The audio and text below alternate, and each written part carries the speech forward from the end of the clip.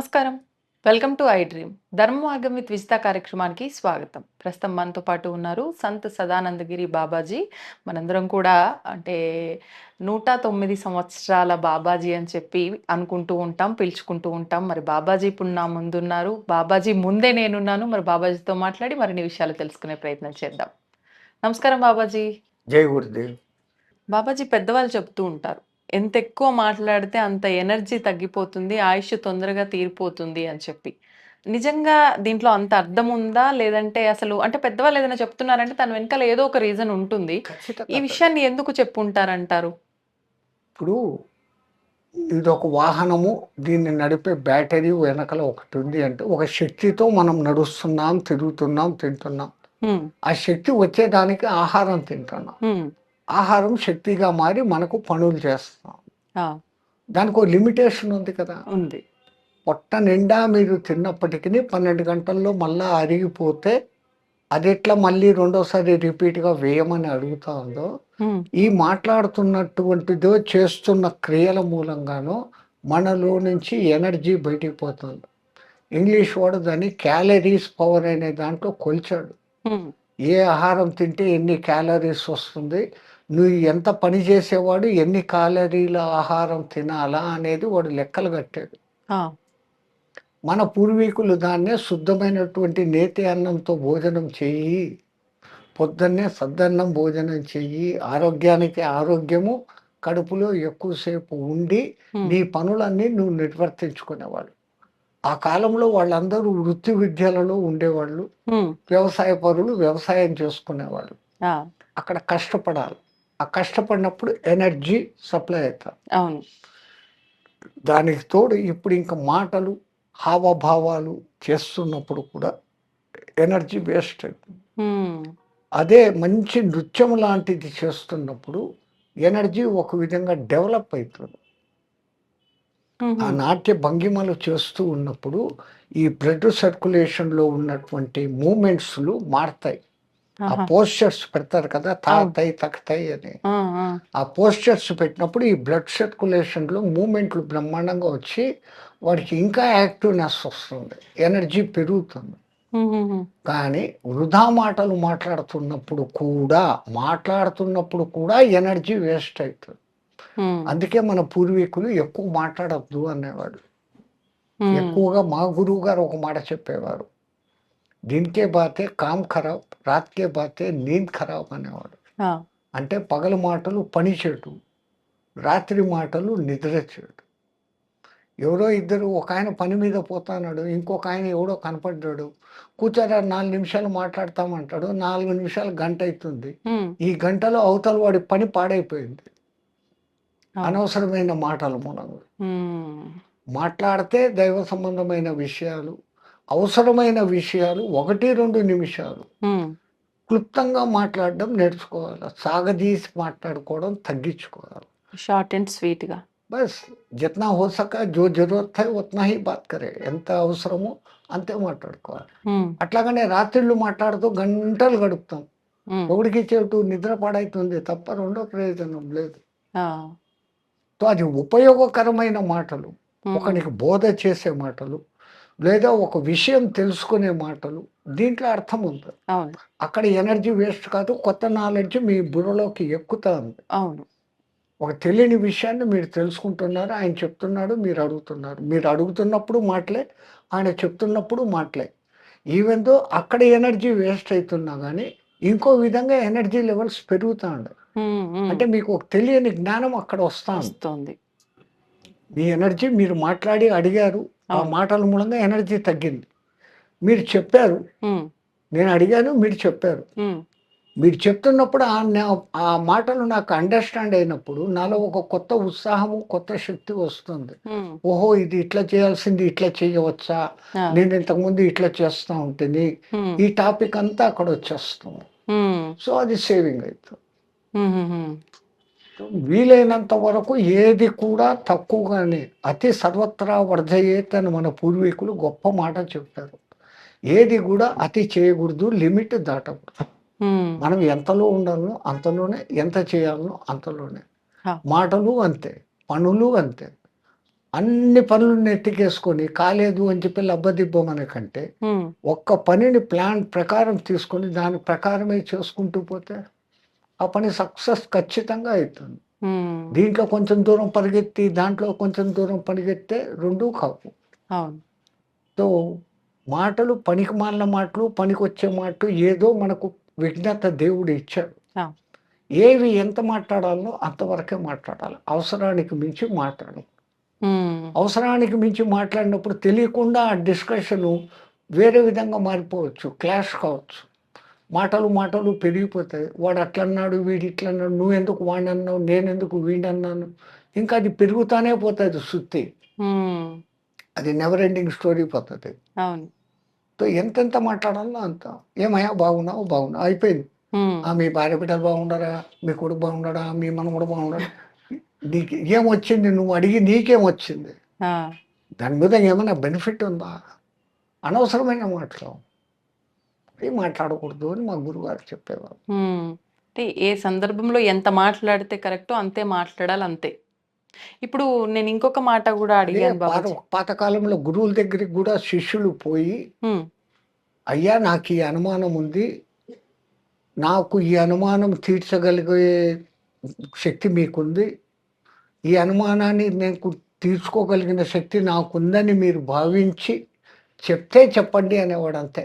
హుహుహుహు. ఇంకా తర్వాత వీడు "చెప్పు స్వామి, చెప్పు స్వామి" అని సుత్తి కొట్టేదేం లేదు. ఆయనకు బుద్ధి పుట్టి ఈడికి అర్హుడు అని అనిపిస్తే, అదో ఈ సందర్భం ఇది, ఈ విషయం ఇది, నువ్వు ఇది అడిగావు, ఇది ఇట్లా అని చెప్పేసి చెప్తాడు. హుహు. అది ఆ సబ్జెక్ట్ వరకే చెప్తాడు. ఆ! ఆ సబ్జెక్ట్ వానికి బుర్రలోకి ఎక్కేదానికి ఏదన్నా ఒక ఉదాహరణ చూపిస్తాడు. అంతవరకే అయిపోయింది. హ్మ్. ఇంక అదే దినమంతా చెప్పుకుంటూ కూర్చోడు. హ్మ్. మళ్ళా ఎందుకంటే ఎక్కడ ఇంత ఎనర్జీ ఎక్కడ వేస్ట్ అయిందో ఈ ఎనర్జీని మళ్ళీ మౌనంతో మనం దాన్ని రీచార్జ్ చేసుకోవాల. చేసుకోవాలి. మౌనం ఎంత చేస్తున్నామో రీచార్జింగ్ అంత అయితాంది. హ్మ్. ఇక్కడ పవర్ యుటిలైజ్ కావడం లేదు. అవును.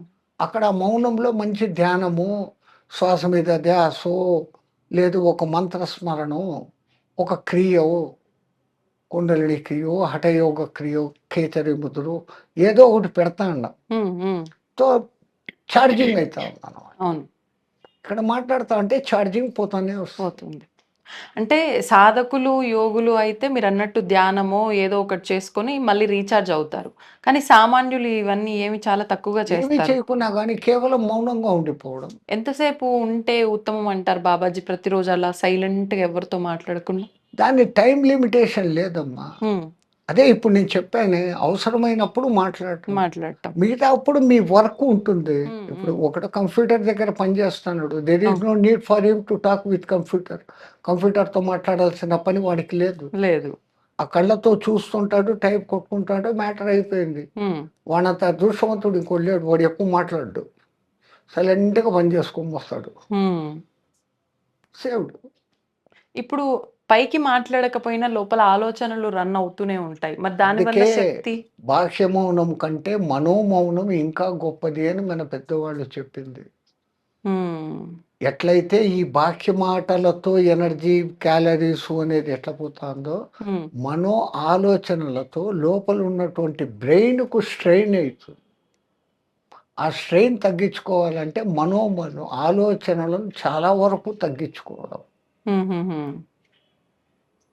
అక్కడ ఇదే ఏదో ఒక దైవనామ స్మరణ చేసుకుంటూ పోయే కొద్దీ, ఆ దివ్యమంగళ రూపాన్ని ఊహించుకుంటూ ఆ నామం చేస్తున్నంత సేపు సెకండ్ థాట్ రాదు కదా! రెండో ఆలోచనలు రావు.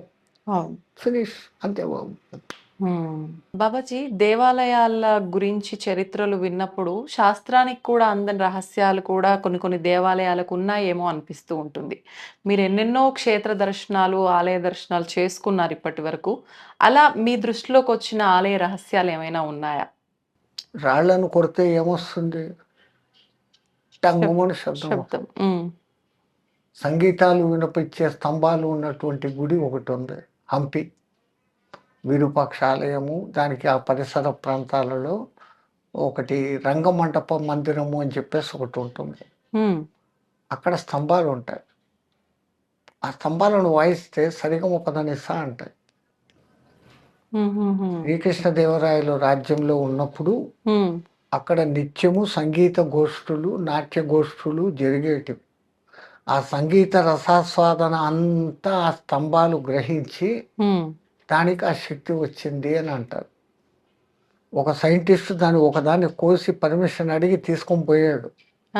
అది ఏం పలకలే. ఆ స్థల ప్రభావం అక్కడ, దాని వైబ్రేషన్స్ అట్లా ఉంటాయి.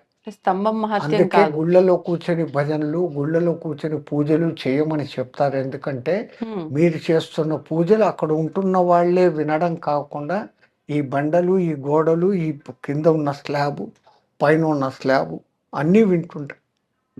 అవి గ్రాస్ప్ చేసుకుంటాయి. అందుకని అవి పవిత్ర ప్రదేశాలు అయిపోతాయి. అక్కడికి పోయినప్పుడు మన మనసులో దుష్టభావనలు రావు. ఎందుకంటే ఆ వైబ్రేషన్స్ అట్లా పనిచేస్తూ ఉంటాయి. అటువంటిది అదొకటి. తర్వాత మీకు కన్యాకుమారి దగ్గర సుచీంద్రం అనేది, సుచీంద్ర కన్యాకుమారి నుంచి 5-6 కిలోమీటర్లు దత్తక్షేత్రమును, తర్వాత బ్రహ్మ విష్ణు మహేశ్వర క్షేత్రంగాను ప్రసిద్ధి. 7-8 వేల సంవత్సరాల కింద నుంచి ఉన్నటువంటి రావి చెట్టు ఉంది అక్కడ. అత్యద్భుతమైనటువంటి శిల్ప నిర్మాణ కౌశలంతో ఉంటుంది. అక్కడ కూడా ఒక్కొక్క రాయి ఒక్కొక్క సంగీతపు ధ్వనిని వినిపింపజేస్తుంది. మ్యూజిక్, ఒకటి తబల, ఒకటి మృదంగం, ఒకటి వీణ, ఒకటి వయోలిను, ఒకటి వేణువు, ఇలా. కానీ కన్యాకుమారికి పోయి సూర్యాస్తమయం, సూర్యోదయం చూసేదానికి జనాలు పోతారే తప్ప అక్కడికి 5 కిలోమీటర్ల గొప్పలో ఉన్నటువంటి అతి గొప్ప క్షేత్రమైనటువంటి సుచీంద్ర క్షేత్రానికి చాలా మంది పోరు, చాలా మందికి తెలియదు. అవును.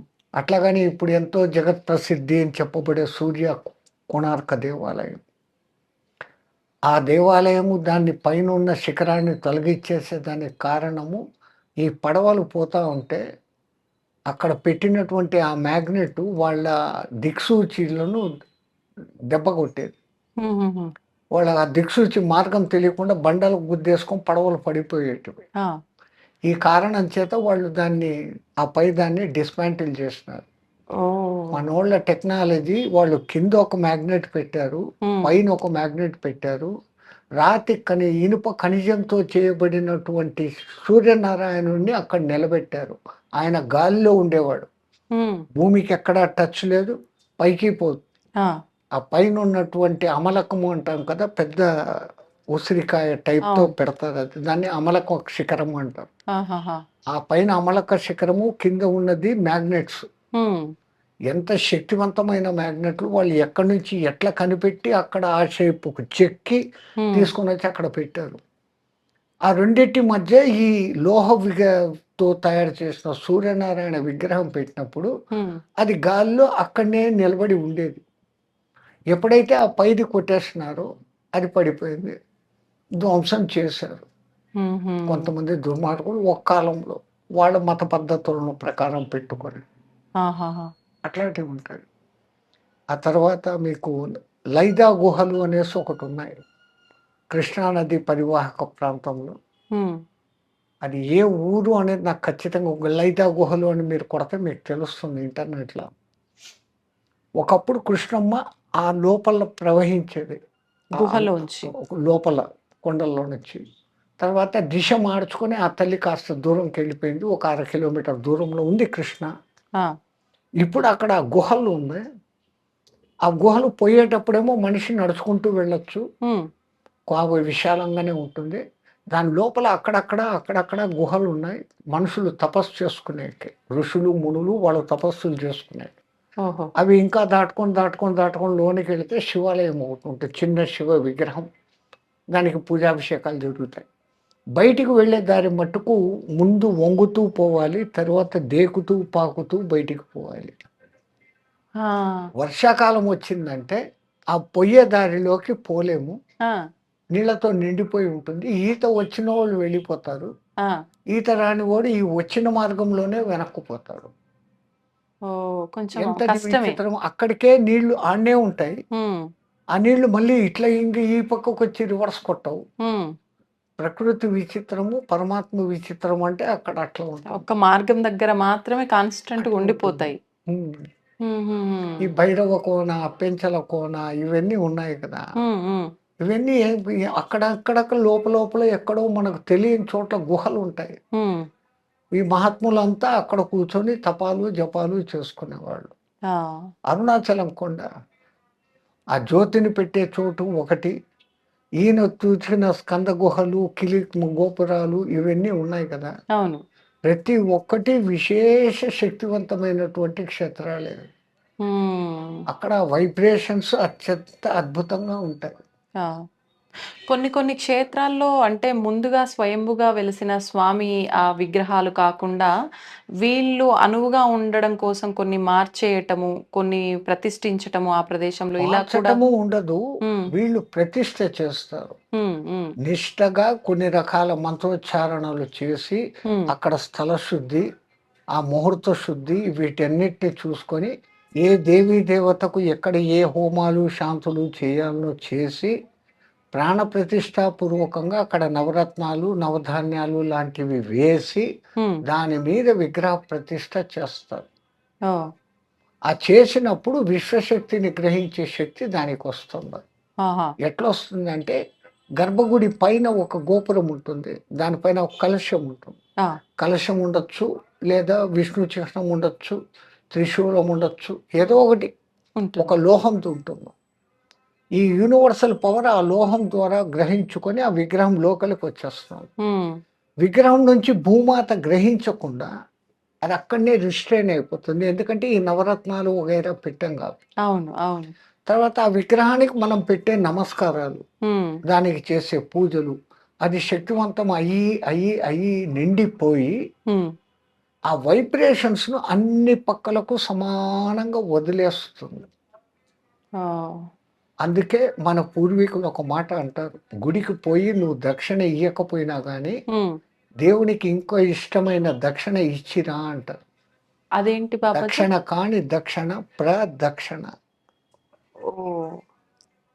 ఆ ప్రదక్షిణలో మీరు తిరుగుతున్నారు అంటే, గర్భగుడిలో ఉన్న ఆ విగ్రహం నుంచి వస్తున్న వైబ్రేషన్స్‌లోకి మీరు తిరుగుతున్నారు. హ్మ్. ఏ గుడి ఉంటే ఆ గుడికి సంబంధించిన నామం స్మరించుకుంటూ పోతారు మీరు. గణపతి గుడైతే గణపతాయ నమః అంటారు. గణపతి అని ఏదో ఒకటి అంటారు. సుబ్రహ్మణ్యుడిది ఏదో ఒకటి శరవణ భవ అంటారు. ఓం నమః శివాయ అంటారు. జయ శ్రీమన్నారాయణ అంటారు. నమో నారాయణ, ఓం నమో భగవతే వాసుదేవాయ, శ్రీమాతే నమః. ఏ ఏ దేవతలు అక్కడ ఉంటారో, హ్మ్. ఆ నామస్మరణ చేస్తూ మీరు తిరుగుతున్నప్పుడు, ఆ వైబ్రేషన్స్ మీలోని ఈ షట్చక్రాలను యాక్టివేషన్ చేస్తాయి.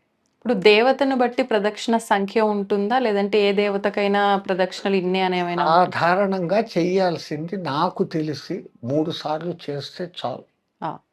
ఒకటి నా స్థూల శరీరాన్ని శుద్ధికి చెందుగాక. హ్మ్. రెండవది నా సూక్ష్మ శరీరము శుద్ధి చెందుగాక. హ్మ్. మూడవది నా సూక్ష్మ శరీరము శుద్ధి చెందుగాక. కారణ హ్మ్. శరీరం. ఆ! స్థూల, సూక్ష్మ, కారణ. ఇంకా మిగిలింది ఎవడు? నేను ఆత్మే, నువ్వు ఆత్మే, నువ్వు నేనే మిగిలాం. ఏమీ లేదు. ఆ! ఇది చెప్పేదానికి 3 ప్రదక్షిణలు అంటారు. అంతే చాలు.